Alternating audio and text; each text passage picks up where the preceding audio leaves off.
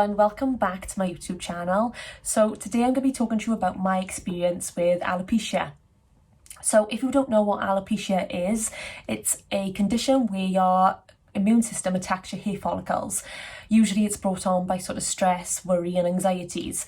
So I had alopecia when I was 11 and that's where it started. So grab yourself a cup of tea, coffee like I've got here, and we'll get going.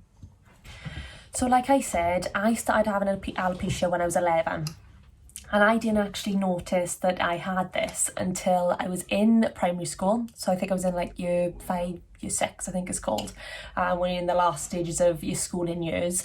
And I was in line a line like you are for assembly. Do you remember those days, you know, when you're all in line waiting to go into assembly where you're going to pray to God? And a girl who was shorter than me, now I'm short, but when I was that age I was the tallest out of the bunch, and she was behind me and she said, "Oh, what have you got on the back of your head?" And basically I had a low ponytail in and there was no hair under my ponytail.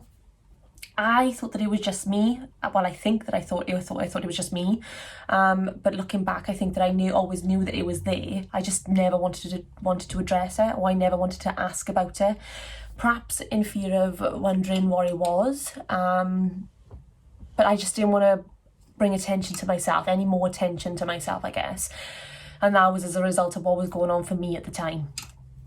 When I went home after this comment was made, I was in my bathroom, and, you know, bearing in mind I was 11 at this point, I think I was about 10, 11 at this point, and I was just feeling the back of my head and I was thinking, oh, am I different to other people? You know, at that age you're always comparing yourself with what's normal, what's not normal, and all those sorts of things. So I was feeling the back of my head and I thought, it is a bit, and it was soft, you know, this was actually my scalp I was feeling at the time. So my old sister came into the bathroom and I asked her about it, and I said, "Oh, what's this? What's this?" Asking her what was on the back of my head. And she looked at it and thought, you know, that's different. That's something we haven't seen before. So my sister thought that it was the norm, I guess, took me downstairs. My mother didn't know what it was at all, and she booked me an appointment with a GP the next day. Now, all along this line, until the next day I went to see the GP, I thought that this was just my hairline and that I had a funny hairline. I mean, for the last year, I had this area on the back of my head. So just to remind you now, I had this bald patch, essentially, on the back of my head that I never knew about for the last year. So I went to the GP the next day with my mother. My mother showed him my scalp. So he spoke to me on my own. I remember speaking to the doctor on my own, and he was asking me questions like, you know, is anything going on? Are you worried about anything? And I always remember being very aware, you know. I remember him asking me questions in a sympathetic, empathetic way, which is good, which is what a GP should do. But it blows my mind to think that I knew he was actually doing that because he was worried about something for me. And that's really interesting, because sometimes we try and speak to children about very sensitive topics when actually I knew it was a sensitive topic. I knew he was talking to me in a certain way for a certain reason. Obviously I didn't know what that reason was at the time, but I was very aware of it. So obviously my responses were, no, I'm not worried about anything, but, you know, nothing's wrong with me, nothing's wrong with my life, I'm fine. And that was that. So he had my mother come into the room after he had this conversation with me, and he basically said that the condition that I have is Alopecia Areata. I think that's the actual terminology for it. And it may never grow back, it may spread, it may get worse. So, and that was that. There was no sort of cure for it. You can get creams, but to date, back then, there was no sort of solution for the problem. Now, my actual reaction, my physical reaction to other people and what they saw of me was that, oh, it's fine, it's absolutely fine, you know, it's only a little patch on the back of my head, I've had it for the last year, you know, it is nothing, you know, it's not going to affect my life, it's fine. Woke up the next day and half of my head of hair, it was gone. I had half a head of hair left, and that just completely shocked me. because I thought that I felt fine. I thought that I was fine. Well, obviously I was overthinking it. I must have gone to bed that night thinking I could end up completely bald. Now, I'm not saying anything is wrong with being bald, but if you think about it, I was only 11 back then, and this was all new to me, brand new, and I liked my hair, you know. I wouldn't say I did a lot with my hair, but I like brushing my hair, I like looking after my hair, I like putting my hair on top of my head like I have now. So obviously my body was reacting to whatever was on my mind at the time. So I'm going to show you some pictures that I have here. The quality is not the best because they were obviously taken a long time ago. I have no other pictures from more recent years, you know, when I was sort of in my late teenage years, purely because I didn't really like having pictures taken of my scalp. It was not exactly the nicest experience. I wish I had taken them now because I could look back on them. But if you think about it, at those points, I thought I was going to be bald for the rest of my life, and I was hanging on to the hair that I had left. So I have the pictures here with my name on it.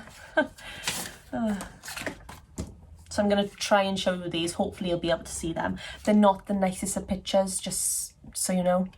But it is what it is. So this was the top of my head. So the camera was taking the pictures downwards. And you can see, sorry, hopefully you can see that. So you can see by here, I actually had 3 patches. So this was sort of a couple of weeks after I actually had the diagnosis. So I actually had 3 small, very small patches by here. And at this point then, a couple of weeks later, they'd actually connected and sort of made a U shape. So anyone who was above me could see these patches. I remember going swimming when I was younger, and someone was on the balcony as I was getting out of the pool, and they were like shouting something to their friend, and they stopped shouting, and I realised it was because they were just staring at the top of my head, which was strange, very strange. I didn't really know what to do then, you know when you're just like, this person has stopped shouting because they're just staring at the top of my head, which is full of bald patches. It was just, people's reactions amaze you sometimes. So this was the left hand side of my head. Don't know if you can see that. And you can just see the patch has gone round and is starting to connect to the back of my head. And this was the beginning of the back of my head, the patch at the back of my head. Yeah, so that was that. This was the right side of my head, and you can see that's where the patch was, and then it's connecting to the back of my head again on the other side. And this was the actual back of my head. So I was literally bald at the back of my head. It literally it started to run then. It got worse after this. It started to run literally from the side of my head all the way along. And even though I'm looking downwards, I mean, it was probably towards the top half of my head that the patch was. And it just went, it kept going and going and going. And the more I went, the more I worried about it.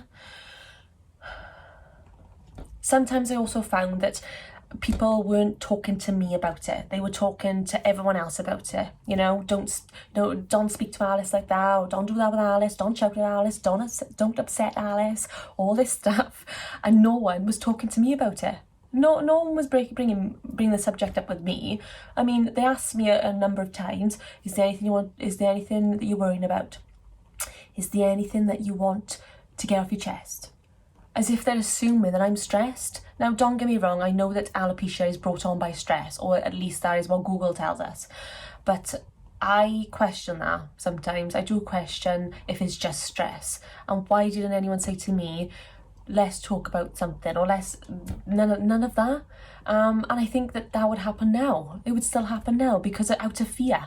Out of pure fear. I don't know whether that's about what they would get from me or what they would do if I said something and they couldn't do anything about it.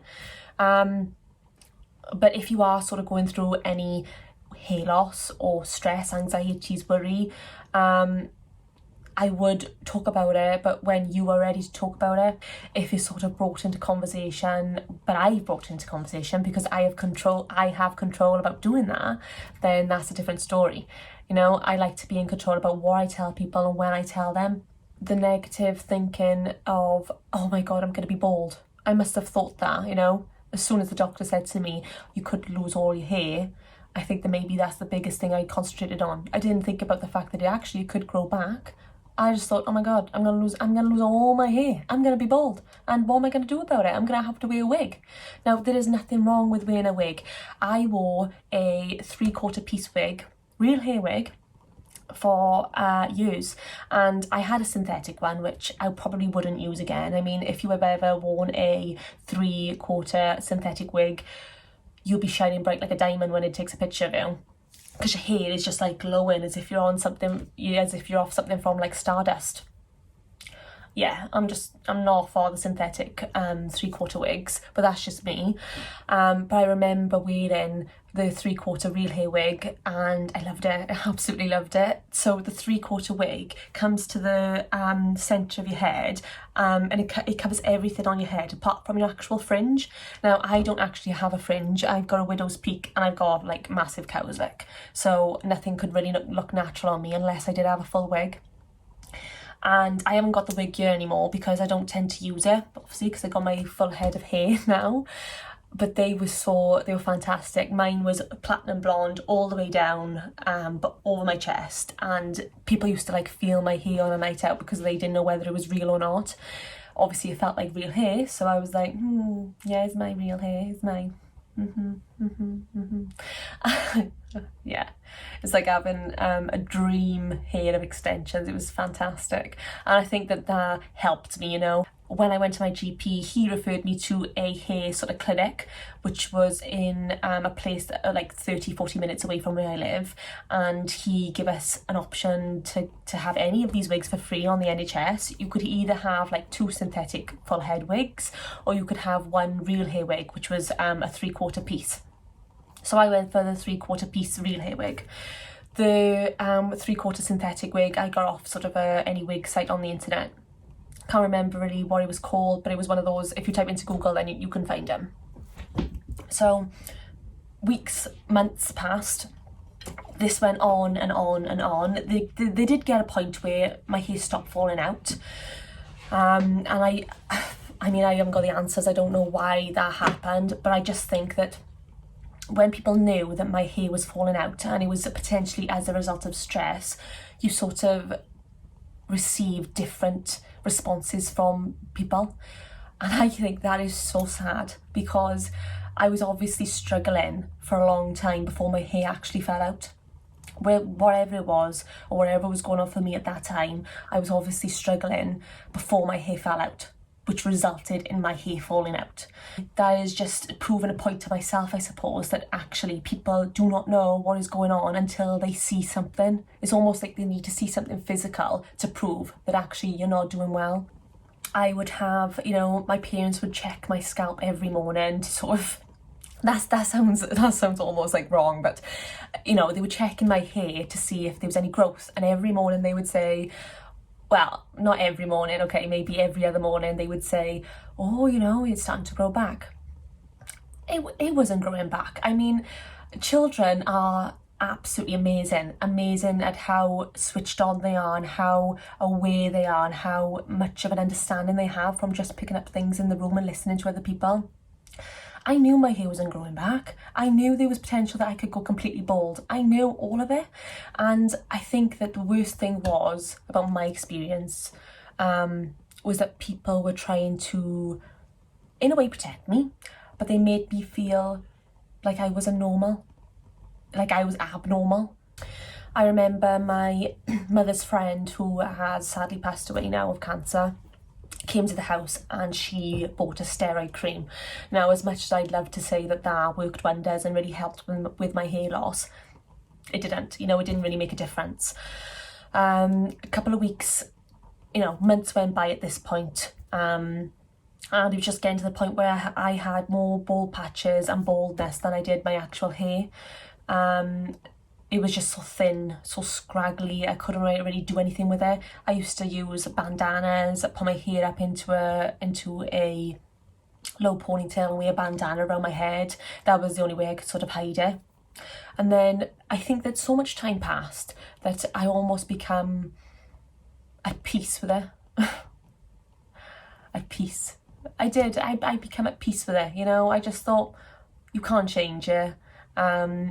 You know, it's not gonna leave, it's not gonna do anything. And I quite enjoyed wearing my bandanas. I thought it was quite cool at one point, but even though it was different and I was going to sort of comprehensive school and whatnot, it was what it was.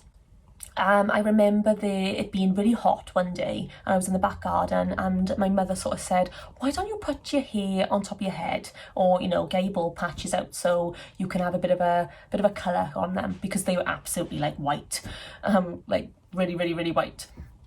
So I did, and about 2 weeks later I start to see sort of hair follicles sprouting from the back of my head, and my hair did start to grow back.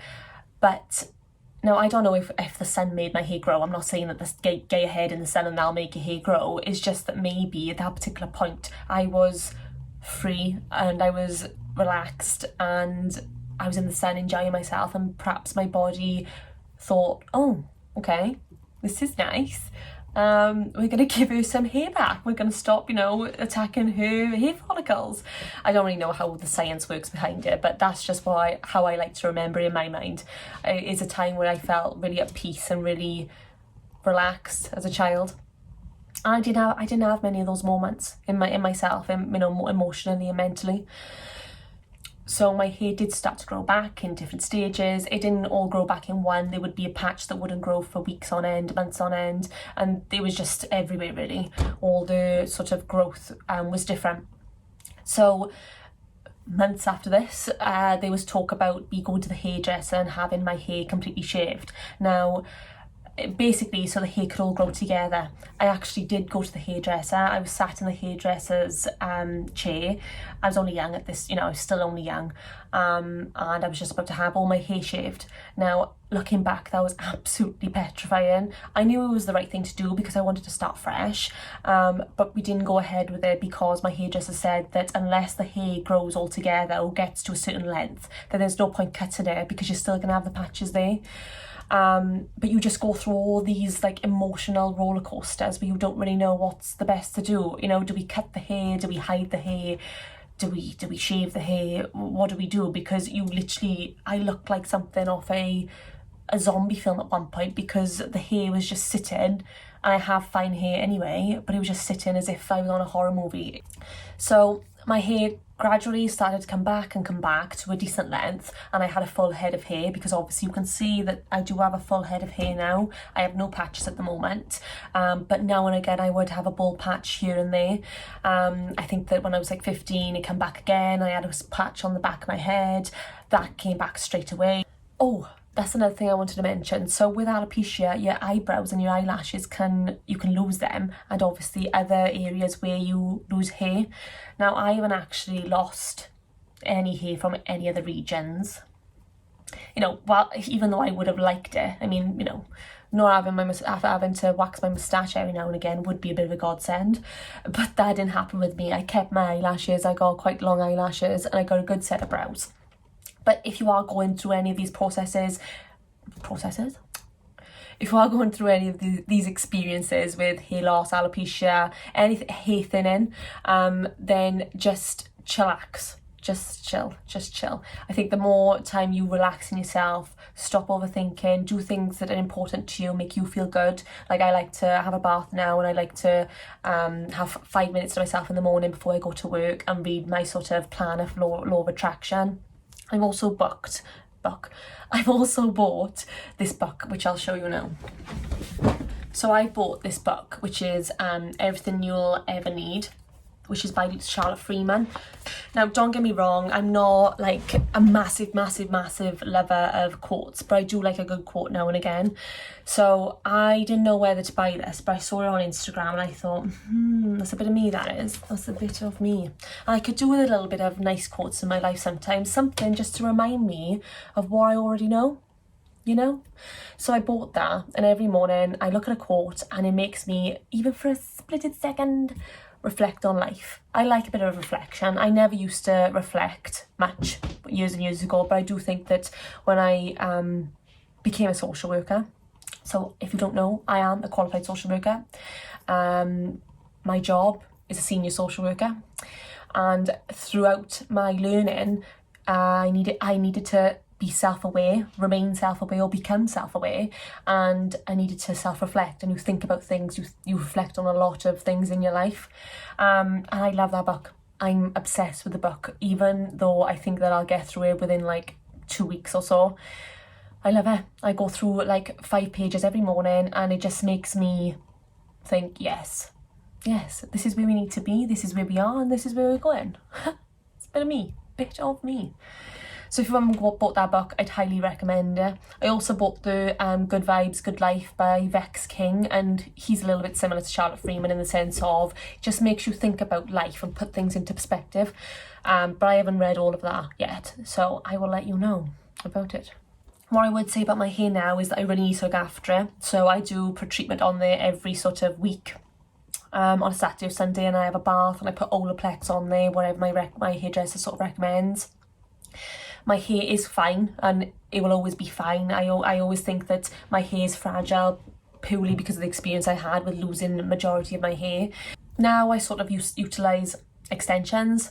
I've played about with a few extensions. I mean, I've had clip-in extensions, I've had keratin bond extensions, I've had glue-in extensions, I've had tapes. So I'm going to do another video about that if you find it useful. I know there's loads of sort of extensions or videos about extensions on YouTube. So if you do want me to do another video about alopecia and extensions and how to care for your hair after you've had alopecia, then of course comment below and we can do one. We can film one, that will be fun. So I hope you enjoyed this video and you took something away from listening to this. If you wanted to ask any questions, then please feel free to put something down in the comments and I can get back to you. Otherwise, you can follow me on my Instagram page and I hope to see you in the next video. Bye.